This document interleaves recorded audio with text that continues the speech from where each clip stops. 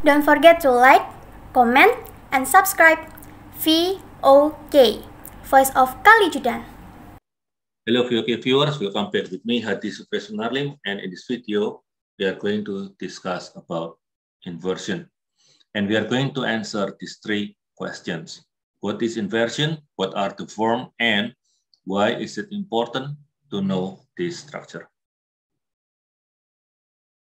So first of all, what is inversion? Inversion is the placing of the verb or auxiliary before the subject. For example, did she like it? Is he okay? Are they going there? Nah, yang paling gampang itu adalah kita temui paling banyak di bentuk tanya atau interrogative sentences. Semisal di kalimat yang pertama, did she like it? Maka ada auxiliary did di depannya subjek, yaitu she. Kemudian, is he okay? Maka kata kerjanya atau auxiliary-nya itu ada di depan subjek, yaitu is. Sama dengan are they going there, maka are ada di depan they. Dan model-model seperti ini sangat jamak kita temukan di semua bentuk tanya. Maka paling gampang yaitu di kalimat tanya. Namun yang kita akan diskusikan pada video ini adalah pola-pola inversi yang bukan dalam bentuk tanya, melainkan positif and negatif. Oke, sekarang kita akan lihat. Now, what are the forms? Kita ada 6 patterns di sini. Oke, pada slide yang sebelum ini kita melihat bahwa ada 6 patterns, dan kita akan membahas pattern yang pertama, yaitu affirmative and negative agreement using elliptical clause. Sebelum kita pergi ke contoh, saya ingin menjelaskan sedikit mengenai elliptical clause. Elliptical clause ini adalah pola kalimat di mana kita gunakan untuk menggabungkan dua kalimat dengan subjek yang berbeda, namun kedua kalimat tersebut mempunyai predikat yang sama.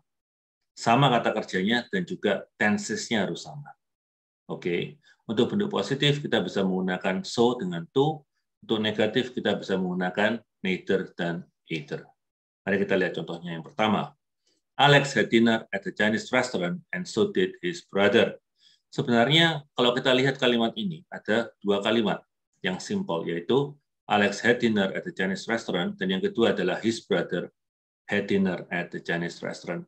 Kita menggunakan auxiliary did karena kalimat ini ditulis dalam bentuk simple past tense. Caranya gampang, kita letakkan and setelah kalimat yang pertama, kemudian kita letakkan so, auxiliary, subjek. Maka di sini ada inversion. Namun selain so, kita juga bisa menggunakan to. Kalau kita menggunakan to, maka tidak perlu ada inversion. Jadi tetap setelah and, subjek yang kedua, auxiliary, kemudian to. Oke, kita baca contohnya. Alex had dinner at the Chinese restaurant and his brother did too. Di sini kita lihat bahwa tidak ada inversion, maka subjeknya masih tetap di depan. Setelah itu, auxiliary did, dan kemudian to. Nah, sekarang di contoh yang berikutnya kita akan membahas mengenai negative agreement. Jadi, kedua kalimat tersebut sama-sama negatif. Sama-sama negatif, ya. Namun kata kerjanya keduanya tetap sama. Contoh, Richard hasn't paid the rent yet and neither has his companion. Sebenarnya kalau kita lihat kalimat ini, ya, kalimat ini terdiri dari dua kalimat sederhana, yaitu Richard hasn't paid the rent yet, kemudian yang kedua, his companion hasn't paid the rent yet. Nah, kita menggunakan neither, kemudian kita meletakkan auxiliary, kemudian baru subjeknya. Di sini ada inversion, ya. Nah, sekarang kita lihat sekarang, hasn't itu kan negatif. Nah, neither ini kok nggak ada not-nya? Oh, nggak juga. Ada. Nah, di mana not-nya? Ternyata kalau kita baca, neither itu n-nya itu adalah not. Maka karena sudah negatif, tidak perlu lagi ditambahkan not. Kita tulis not. Maka neither has his companion. Untuk hal yang sama tidak berlaku untuk either. Karena either ini nggak ada n-nya, maka dia nggak ada not-nya. Karena dia nggak ada not-nya, maka kita tetap menggunakan bentuk not di sini. Mari kita baca. Richard hasn't paid the rent yet, and his companion hasn't either. Di sini kita menggunakan either, kita letakkan di belakang, seperti not-nya to kalau untuk positif. Ya. Namun karena either nggak ada not-nya, maka hasn't. Setelah has kita letakkan not, hasn't. Dan untuk elliptical clause itu kebanyakan memang kita singkat ya, kita menggunakan contraction.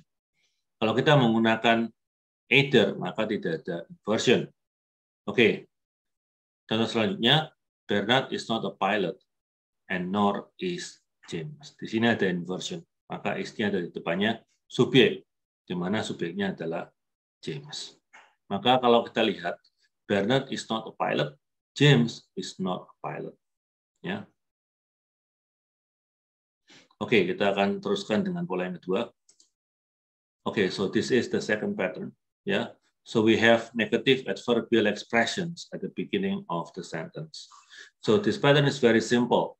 When we put the negative adverbial expression in the beginning of the sentence, the next thing we write are the auxiliary and the subject followed by the verb. For example, in no way should we accept their terms. In no way should we accept their terms. Ya, sebenarnya kalau kalimat ini adalah kalimat yang biasa, subjeknya di depan, maka sebenarnya kita juga bisa membacanya seperti ini. We should in no way accept their terms. Ya. Yang kedua, little did the people in the neighborhood talk about the event. Little did the people in the neighborhood talk about the event. Little itu walaupun tidak mengandung not atau no, tetapi little itu mempunyai kesan negatif. Maka bisa kita buat seperti ini. Nah, kalau misalnya kita membuatnya dalam kalimat yang biasa, maka kalimat tersebut sebenarnya seperti ini bunyinya. The people in the neighborhood talk little about the event. Talk little about the event. Dengan id. Nah, sekarang kalau kita sudah menggunakan did-nya di depan, maka kata kerja yang di belakang tidak usah ditambahi id lagi. Ya, maka dia menjadi infinitive. Ya. Ini khusus untuk simple present tense dan simple past tense. Tetapi untuk tenses yang lain tetap tidak.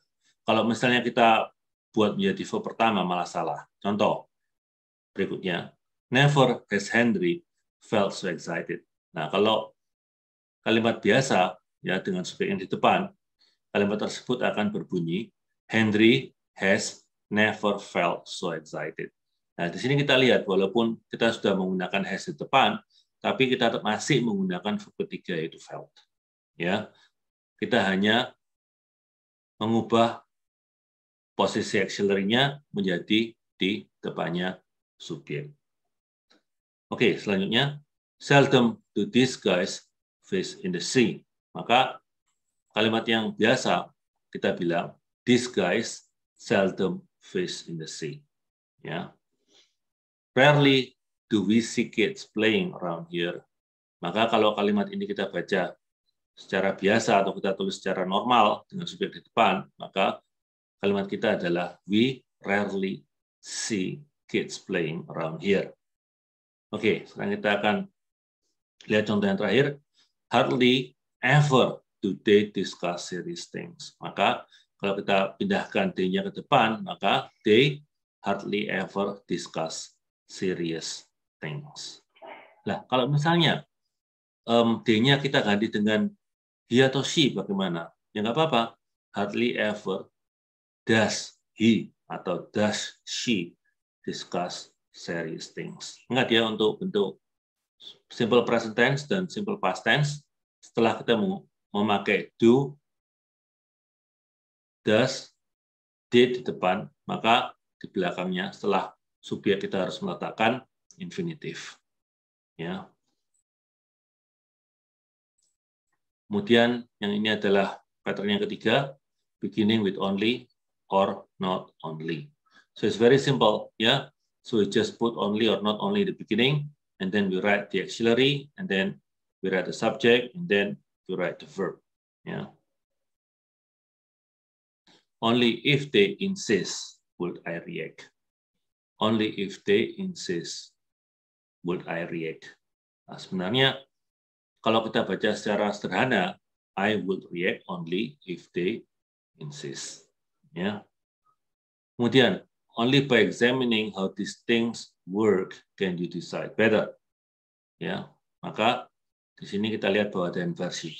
Kalau misalnya kita baca secara biasa dengan you di depan, maka kalimat kita akan jadi seperti ini.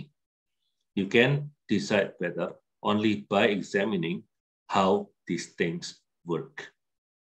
Contoh yang ketiga, only after lunch can you go out and play. Ya, only after lunch can you go out and play. Kalau kita letakkan you-nya di depan, maka akan menjadi you can go out and play only after lunch. Ya. Kemudian yang terakhir, not only did they kill the pests, but they also seriously polluted the water. Maka di sini kita lihat bahwa kalimat ini ada dalam bentuk past tense. Maka kita letakkan did di depan. Dan kemudian setelah itu kita menggunakan infinitive. Ya, kita tidak menggunakan verb yang kedua lagi. Kenapa? Karena bentuk id-nya itu sudah diambil di depan. Ya, dan hal ini hanya berlaku untuk simple present tense dengan simple past tense. Dan untuk tenses yang lain tidak.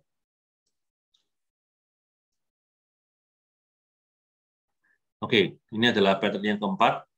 Kita menggunakan here atau there in the beginning of a sentence. Oke, for example, here is your money. Bukan your money is here, karena artinya bisa beda. Ya, here is your money itu kalau misalnya kita sedang memberikan uang kepada orang yang kita ajak bicara, ya, here is your money, bukan your money is here. Ya, tapi kalau kita terjemahkan, ini loh uangmu, ya, bukan uangmu di sini, gitu ya. Here is your orange juice. Ini loh jus jeruk Anda. Ya, ini jus jeruk Anda. Bukan jus jeruk Anda berada di sini, bukan. Ya, jadi artinya agak lain. Kalau kita bilang your orange juice is here, itu kita hanya ingin menyatakan suatu posisi di mana orange juice-nya itu tidak jauh dari saya. Ya, atau tidak jauh dari orang yang kita ajak bicara, atau dekat dengan orang yang berbicara atau dengan orang yang diajak bicara. Tetapi di sini here itu adalah ini loh. Ya. Kemudian kita juga bisa menggunakan there. There comes the convoy. Itu loh, ya, konvoynya datang, bukan di sana. Ya. Kemudian yang terakhir, there is the man you are looking for. Ya. Artinya adalah itu loh orang yang sedang Anda cari. Bukan di sana, tapi itu loh, gitu ya. Maka kalau kita menggunakan here dan there untuk ini loh, itu loh, ya, maka kita harus meletakkan auxiliary-nya sebelum subjek. Kita balik, gitu ya. Selanjutnya, oke, ini kita menggunakan prepositional phrase, kemudian verb dan subject. Ya.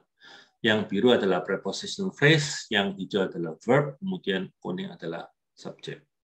Into the room entered she quietly when the host was asleep. Behind me cries a child whose mother goes to work.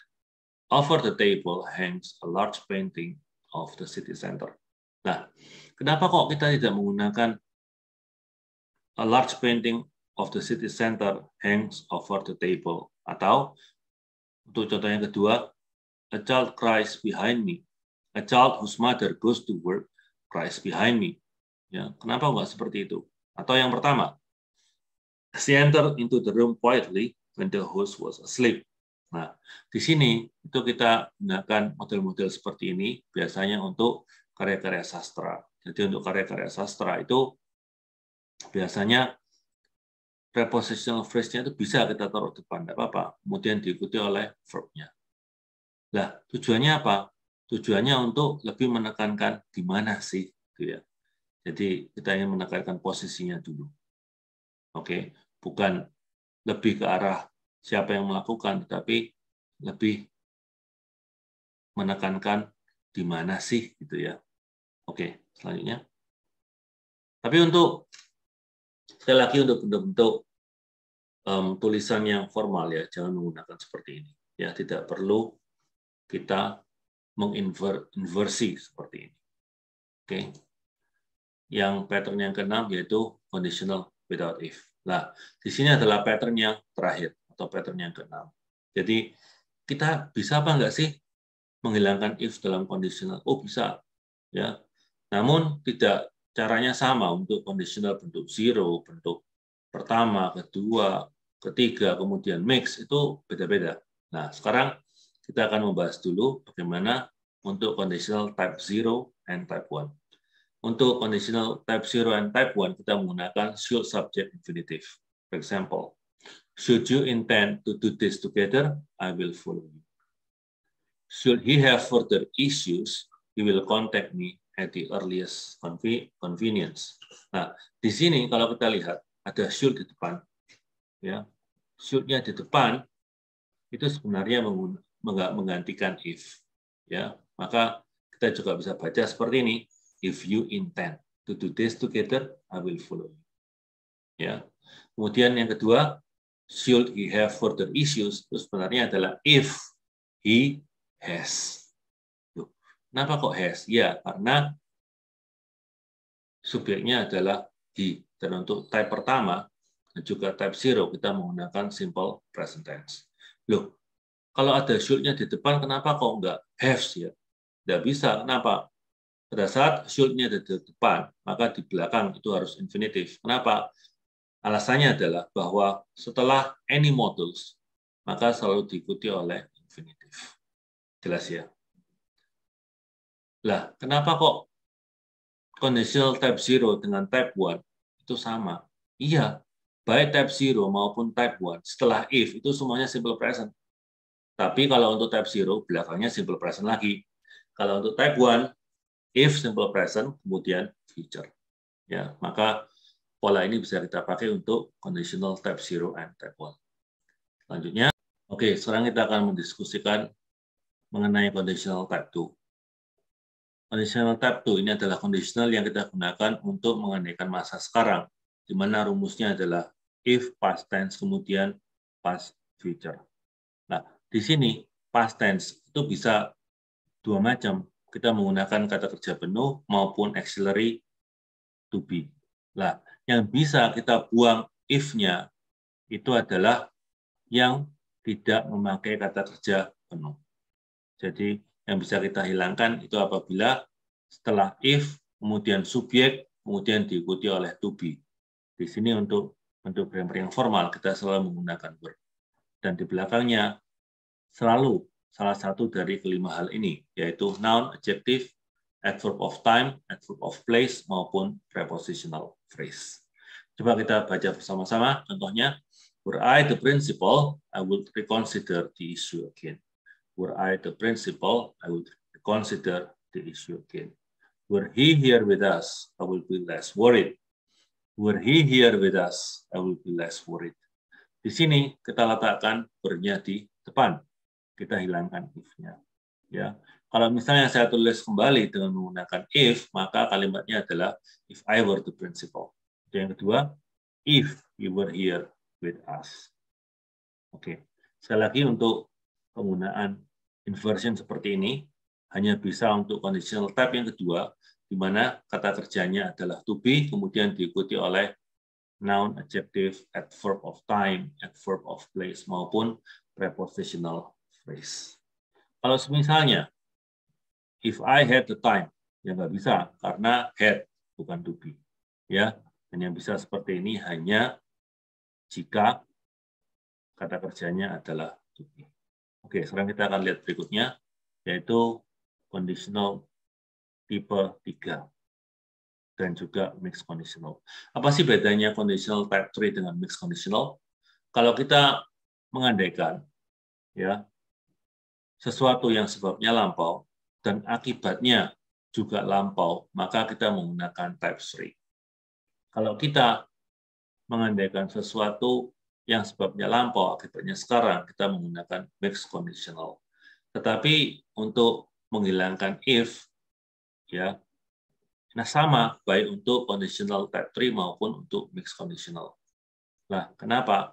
Karena untuk conditional type 3, dan juga mixed conditional itu setelah if ya, maka diikuti selalu oleh past perfect. Ya, untuk conditional yang type 3 itu adalah if past perfect kemudian past future perfect. Kemudian kalau mixed conditional adalah tetap if past perfect, namun di belakangnya adalah past future dan bukan past future perfect. Karena yang kita modif itu hanyalah yang di depan, maka tidak ada urusannya dengan bagian akibat. Ya, oke. Rumusnya adalah head kita taruh di depan, kemudian subjek tetap past participle. Ya, ingat ya, maka tidak perlu jadikan infinitif. Ya, contoh, had he been there, he would have seen it. Had they told me earlier, I will be able to prepare better. Nah, di sini kita lihat bahwa kalau kita tidak menghilangkan if-nya, maka kalimat kita adalah if he had been there. If he had been there. Yang kedua, if they had told me earlier. Ya, di sini kita lihat bahwa yang contoh pertama itu adalah contoh dari conditional type 3. Dan yang di bawah, yang kedua adalah contoh dari mixed conditional. Ya, jadi kita tidak berhubungan dengan bagian akibat yang diandaikan, tetapi hanya bagian sebab. Dan oleh karena itu, keduanya bisa mendapatkan cara yang sama, karena keduanya sama-sama menggunakan if past perfect. Oke. Nah, sekarang kita akan membahas pertanyaan yang terakhir, yaitu why is it important to know this structure? Number one, so that you understand that this structure is grammatical, ya, bahwa tidak salah dan ini ada. Kemudian yang kedua, this structure, this inversion often appears on standardized tests. Jadi untuk IELTS, untuk TOEFL misalnya atau TOEIC itu ya setidaknya mesti ada satu soal ya, kadang dua, tapi biasanya satu ya mengenai inversion dan jangan sampai kita salah menjawab. Kemudian yang ketiga, we know this structure, okay? And when you know, you can write more creatively using the patterns so that your sentences will vary. Jadi kalau misalnya kita tahu bentuk-bentuk ini, maka kita bisa menggunakan bentuk-bentuk ini dalam tulisan kita, maka pola kalimat kita akan lebih kaya. Dan oleh karena itu, orang akan melihat tulisan kita itu nggak bosan. Terutama bila mana kita menulis esai yang cukup panjang. Kalau cuma kalimat-kalimat lepas, mungkin ya efeknya tidak seberapa besar. Tahu atau tidak tahu pola-pola ini. Oke, saya kira saya sudah ada di penghujung dari tayangan ini, dari video ini, dan saya harapkan bahwa apa yang saya sampaikan ini bisa dimengerti, bisa digunakan, gitu ya. Oke, kemudian kurang lebihnya, I would like to say thank you.